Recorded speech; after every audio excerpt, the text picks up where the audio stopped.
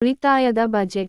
ಗದಗ ಜಿಲ್ಲೆ ಲಕ್ಷ್ಮೇಶ್ವರ ಪುರಸಭೆಯ ಮುಖ್ಯಾಧಿಕಾರಿ ಮಹೇಶ ಹಡಪದ ಅವರು ಸೋಮವಾರ 2024 ರಿಂದ 25ನೇ ಸಾಲಿನ 24,88 ಲಕ್ಷ ರೂಪಾಯಿ ಗಾತ್ರದ 82.32 ಲಕ್ಷ ರೂಪಾಯಿಗಳ ಉಳಿತಾಯದ ಬಜೆಟ್ ಮಂಡಿಸಿದರು.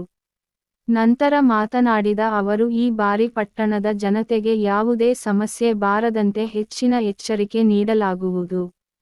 ಅದಕ್ಕಾಗಿ ಬಜೆಟ್ನಲ್ಲಿ ಹೆಚ್ಚಿನ ಹಣ ಮೀಸಲಿರಿಸಲಾಗಿದೆ ಎಂದರು.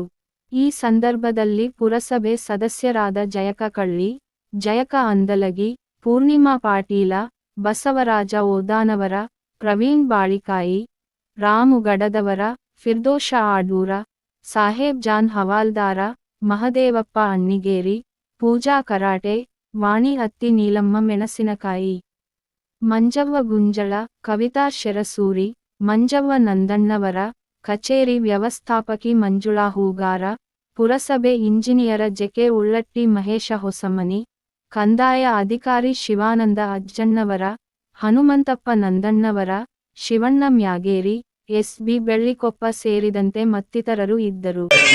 2024-25ನೇ ಸಾಲಿಗೆ ಪುರಸಭೆ ನಿಧಿಯಿಂದ ಆಡಳಿತ ಮತ್ತು ಕಚೇರಿ ವೆಚ್ಚ, ನೀರು ಸರಬರಾಜು, ಬೀದಿ ದೀಪ, ಸಾರ್ವಜನಿಕರ ಆರೋಗ್ಯ ಇತ್ಯಾದಿಗಳಿಗಾಗಿ 3,57,37,000 ಮೀಸಲಿಡಲಾಗಿದೆ.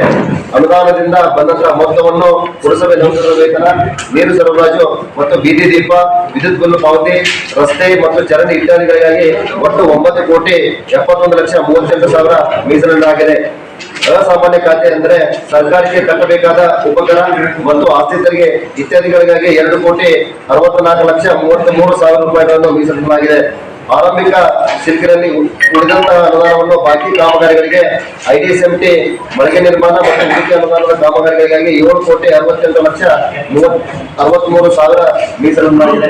ಹೀಗೆ ಒಟ್ಟು 23,61,71,000 ಪಾವತಿಗಳನ್ನು ಅಂದಾಜಿಸಲಾಗಿದೆ.